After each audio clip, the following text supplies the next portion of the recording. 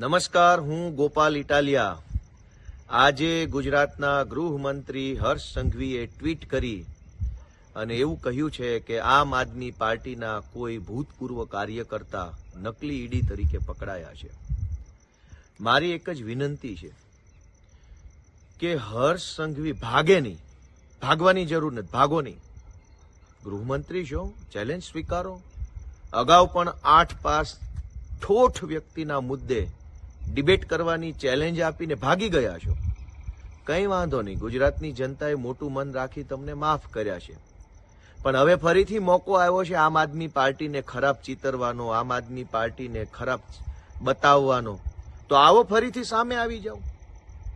Tweet કરીને ભાગી જવાની જરૂર નથી। ગૃહમંત્રી છો, રેલવે સ્ટેશન ઉપર બેઠેલો કોઈ ટપોરી નથી કે બસ સ્ટેશનની બહાર આંટા મારતો ટપોરી નથી। તમે ગૃહમંત્રી છો ભાઈ। આવો, જાહેરમાં ડિબેટ કરીએ, સામે બેસીએ, ખુલ્લા પાડો આમ આદમી પાર્ટીના લોકોને, આમ આદમી પાર્ટીને ખુલ્લી પાડો। કચ્છમાંથી કોઈ નકલી ઈડીના ટીમ તરીકે આમ આદમી પાર્ટીનો માણસ જો ઝડપાયો હોય તો ખુલ્લા પાડો, સામે આવો, ભાગવાની જરૂર નથી। ભાગો નહીં ભાઈ, ભડ હોય એ ભાગે નહીં, અને ભાગે એ કેવા હોય એ બધાને ખબર છે।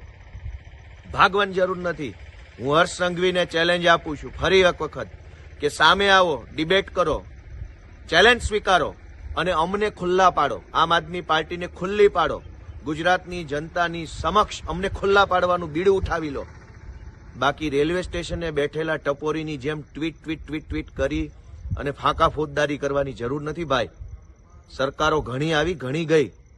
સાચા હોવ, યોગ્ય વાત હોય, પુરાવા હોય, પરફેક્ટ વાત હોય, આવી જાઓ, સામે ડિબેટ કરો, ખુલ્લા પાડો આમ આદમી પાર્ટીના લોકોને, અમને ખુલ્લા પાડો, અરવિંદ કેજરીવાલને ખુલ્લા પાડવાની ચેલેન્જ સ્વીકારો। ટપોરી કે ટ્રોલની જેમ ટ્વીટ કરવાની જરૂર નથી ભાઈ। હું ચેલેન્જ આપું છું કે હર્ષ સંઘવી ભાગે નહીં, ભાગતા નહીં ભાઈ। ચેલેન્જ સ્વીકારો, સામે આવો, ડિબેટ કરો, જાહેર મંચ ઉપરથી આમ આદમી પાર્ટીને ખુલ્લી પાડો, એવી મારી ગોપાલ ઇટાલિયાની વિનંતી છે। જય હિન્દ।